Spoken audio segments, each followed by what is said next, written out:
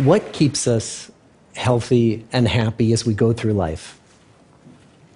If you were going to invest now in your future best self, where would you put your time and your energy? There was a recent survey of millennials asking them what their most important life goals were. And over 80% said that a major life goal for them was to get rich.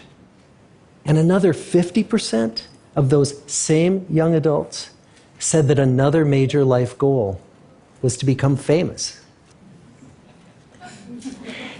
And we're constantly told to lean into work, to push harder and achieve more. We're given the impression that these are the things that we need to go after in order to have a good life. Pictures of entire lives, of the choices that people make and how those choices work out for them, those pictures are almost impossible to get. Most of what we know about human life, we know from asking people to remember the past. And as we know, hindsight is anything but 20/20. We forget vast amounts of what happens to us in life, and sometimes memory is downright creative. But what if we could watch entire lives as they unfold through time? What if we could study people from the time that they were teenagers all the way into old age to see what really keeps people happy and healthy? We did that. The Harvard study of adult development may be the longest study of adult life that's ever been done. For 75 years, we've tracked the lives of 724 men. Year after year, asking about their work, their home lives, their health, and of course, asking all along the way without knowing how their life stories were going to turn out. Studies like this are exceedingly rare. Almost all projects of this kind fall apart within a decade because too many people drop out of the study, or funding for the research dries up, or the researchers get distracted, or they die, and nobody moves the ball further down the field. But through a combination of luck and the persistence of several generations of researchers, this study has survived. About 60 of our original 724 men are still alive, still participating in the study, most of them in their 90s. And we are now beginning to study the more than 2,000 children of these men. And I'm the fourth director of the study. Since 1938, we've tracked the lives of two groups of men. The first group started in the study when they were sophomores at Harvard College.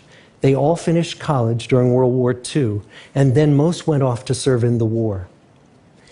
And the second group that we've followed was a group of boys from Boston's poorest neighborhoods. Boys who were chosen for the study specifically because they were from some of the most troubled and disadvantaged families in the Boston of the 1930s. Most lived in tenements, many without hot and cold running water. When they entered the study, all of these teenagers were interviewed, they were given medical exams.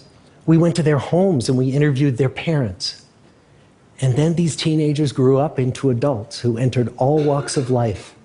They became factory workers and lawyers and bricklayers and doctors, one president of the United States. Some developed alcoholism, a few developed schizophrenia. Some climbed the social ladder from the bottom all the way to the very top, and some made that journey in the opposite direction. The founders of this study would never in their wildest dreams have imagined that I would be standing here today, 75 years later, telling you that the study still continues. Every 2 years, our patient and dedicated research staff calls up our men and asks them if we can send them yet one more set of questions about their lives. Many of the inner city Boston men ask us, "Why do you keep wanting to study me? My life just isn't that interesting." The Harvard men never asked that question.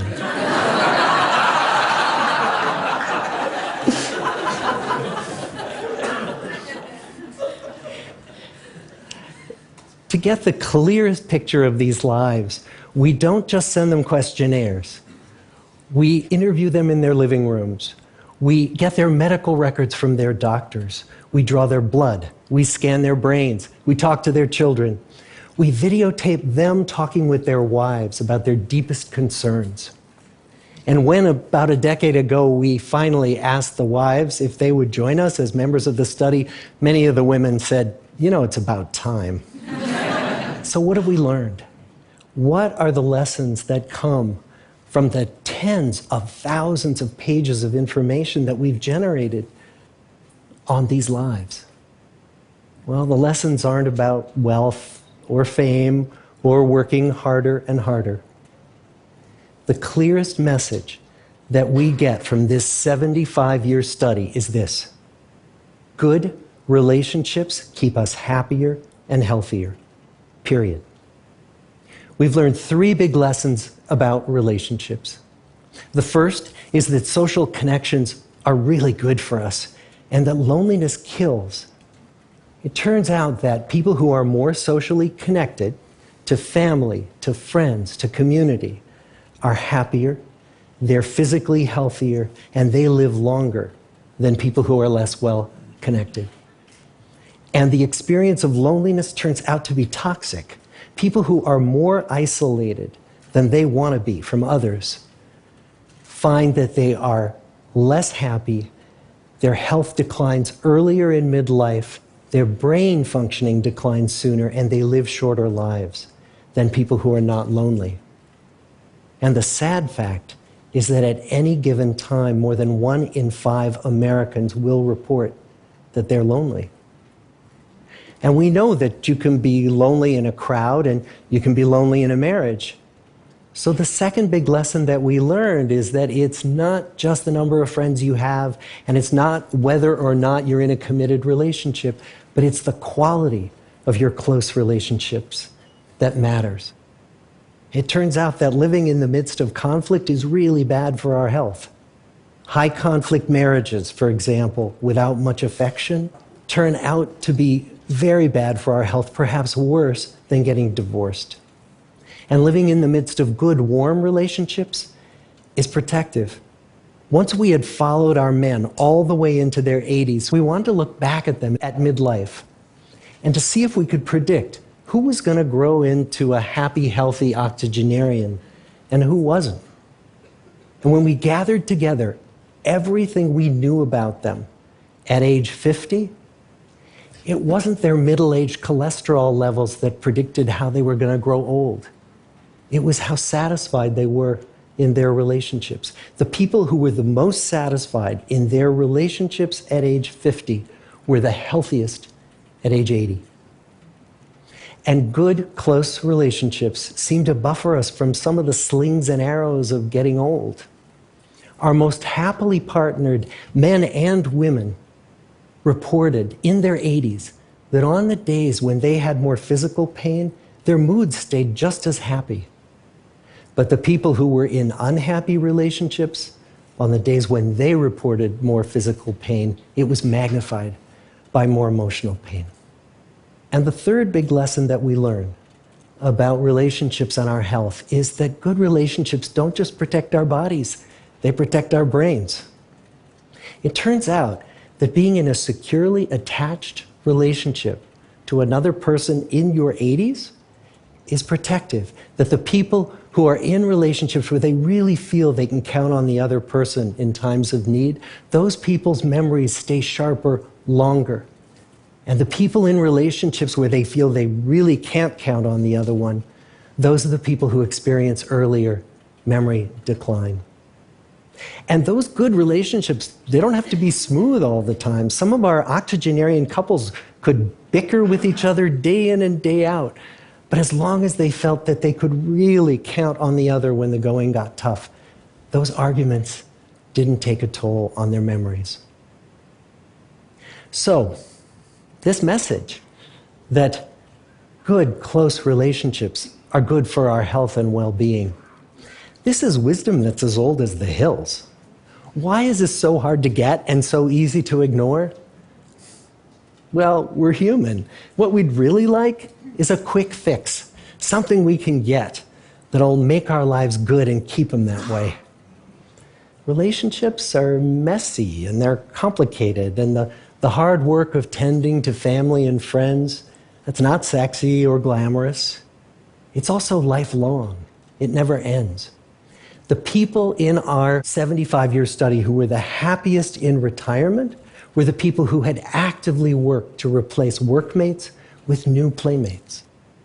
Just like the millennials in that recent survey, many of our men, when they were starting out as young adults, really believed that fame and wealth and high achievement were what they needed to go after to have a good life. But over and over these 75 years, our study has shown that the people who fared the best were the people who leaned into relationships with family, with friends, with community. So what about you? Let's say you're 25, or you're 40, or you're 60. What might leaning into relationships even look like? Well, the possibilities are practically endless.